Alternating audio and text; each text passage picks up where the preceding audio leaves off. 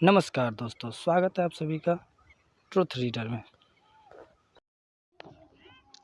वैदिक युग का घालमेल, लेखक राजीव पटेल। इससे विषय सूची से आगे बढ़ाते हैं, जिसमें लेखक की कलम से हो चुकी है घालमेल नंबर 1, घालमेल नंबर 2, इसी तरह से घालमेल नंबर 6 तक है। इसे आज मैं क्लियर करता हूँ इस वीडियो के ज़रिए। घालमेल नंबर 1, भारतीय इतिहास का प्रकार और इन सभी के बीच में घालमेल। तो इन्होंने वैदिक युग के बारे में जो इन लोगों ने लिखा है, उसके आधार पर इन्होंने 3 प्रकार लिए हैं भारतीय इतिहास के,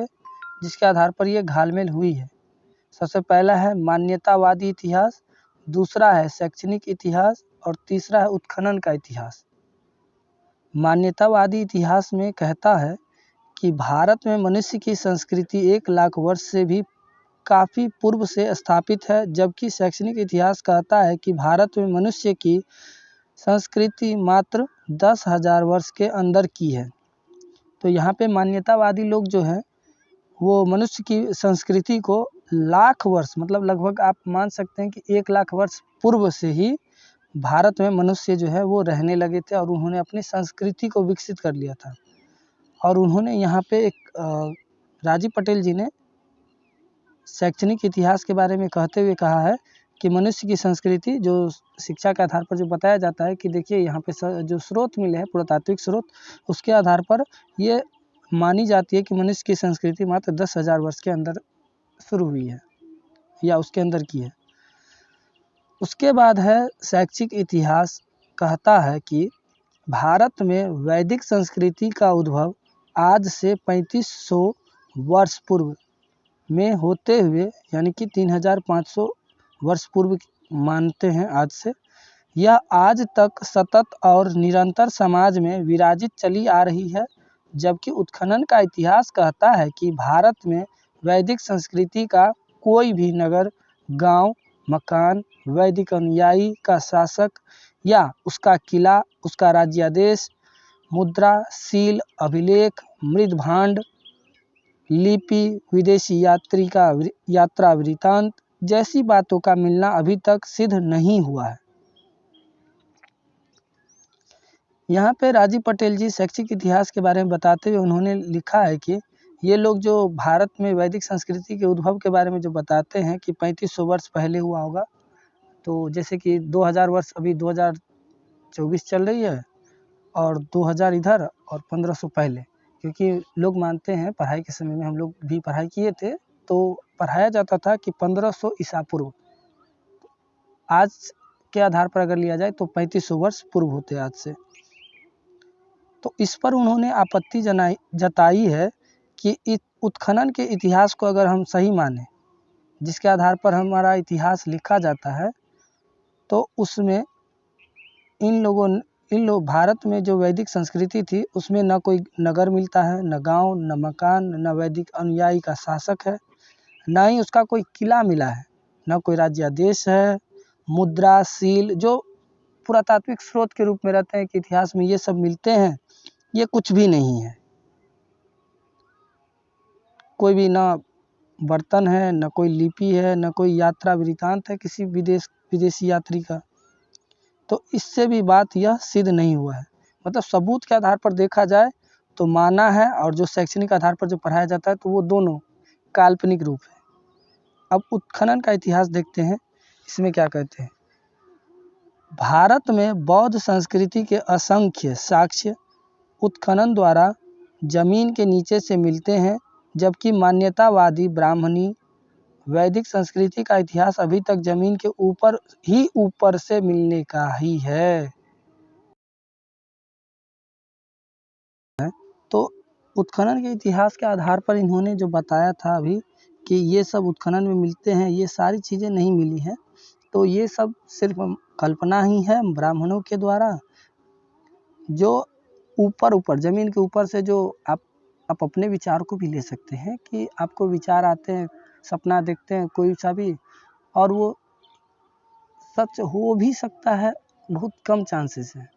99.99% ये है कि वो झूठ हो सकती है। 0.001% जो है वो वास्तविक हो सकती है। क्योंकि कई बार हम लोग सोच विचार करते रहते, जो चीज़ें कल होने वाली है उसके ऊपर ज़्यादा गहन विचार करने लग जाते, तो वो अधिकतर होती है कि वो कभी कभी सच हो जाती है। 0.001% आप इसको मान सकते हैं। तो यही बात राजीव पटेल जी भी लिखते हैं कि इन्होंने ज़मीन के ऊपर ऊपर से ही वो मिलने का दावा किया है कि यहाँ पे ये है, वो है, ये है, सारी चीज़ें। उसके बाद है, इन सब विसंगतियों से स्पष्ट पता चलता है कि भारतीय इतिहास की शैक्षणिक पुस्तकों में सत्ताभोगी और जातिगत सम्मानभोगी वर्णों द्वारा जानबूझकर पाठ्यक्रम में एक निश्चित एजेंडा, निश्चित विषय सूची के तहत घालमेल युक्त लेखन करवाया गया है, ताकि समाज का नवशिक्षित वर्ग इसी ज्ञान को सर्वोपरि मानता रहे। इसमें एक बात मैं जोड़ना चाहूँगा कि शूद्र कौन, ये एक पुस्तक है शूद्र कौन,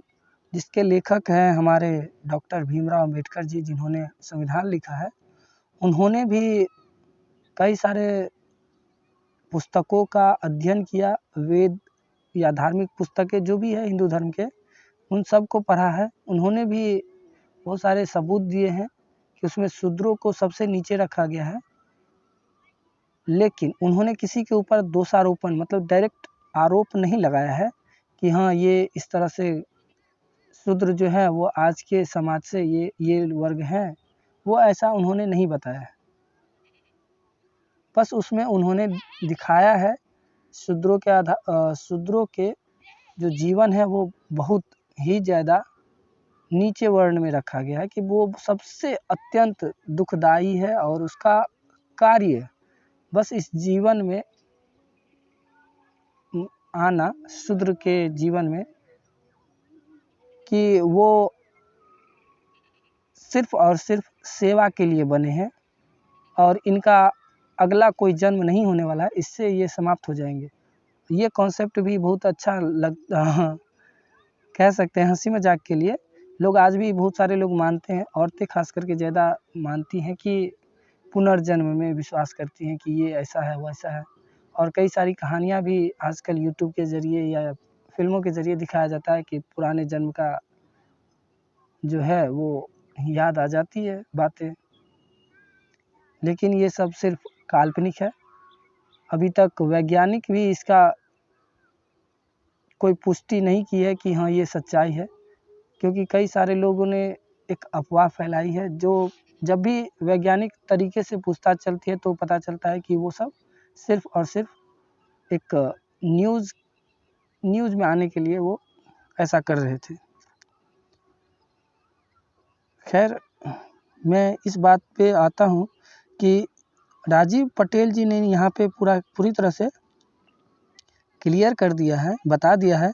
कि भारतीय इतिहास जो है, जो पुस्तक हमें बताई जाती है, उसमें जो वैदिक संस्कृति या वैदिक युग के बारे में जो बताया जाता है, उसमें पूरी तरह से सत्ताभोगी और जातिगत सम्मानभोगी यानी वर्णों की बात की गई है, जिसके द्वारा जिसको सम्मान मिलना चाहिए। जैसे ब्राह्मण सबसे उच्च माना जाता है उसमें, तो ब्राह्मण धर्म को सबसे उच्च मान करके उसको सम्मान दीजिए, और दूसरा जो क्षत्रिय है उसको आप उसकी बातों को मानिए, लेकिन सत्ताभोगी से ऊपर होंगे ब्राह्मण, जिसको सम्मान मिलना चाहिए। यही बातें उसमें भी लिखी हुई है, और बच्चों को भी यही बातें पढ़ाई भी जाती है, क्योंकि जो भी शिक्षित आएंगे तो वो इस आधार पर मानेंगे कि हमारे भारत के जो लोग थे, जो वैदिक युग में जो ऋषि मुनि के बारे में जब भी बताई जाएगी तो उनको एक कॉन्सेप्ट रहेगा कि लोग इसको सर्वोपरि मानेंगे। यहाँ पे उन्होंने क्लियर भी लिख दिया है कि समाज का नवशिक्षित वर्ग इसी ज्ञान को सर्वोपरि मानता रहे, ये क्लियर लिखा है इन्होंने।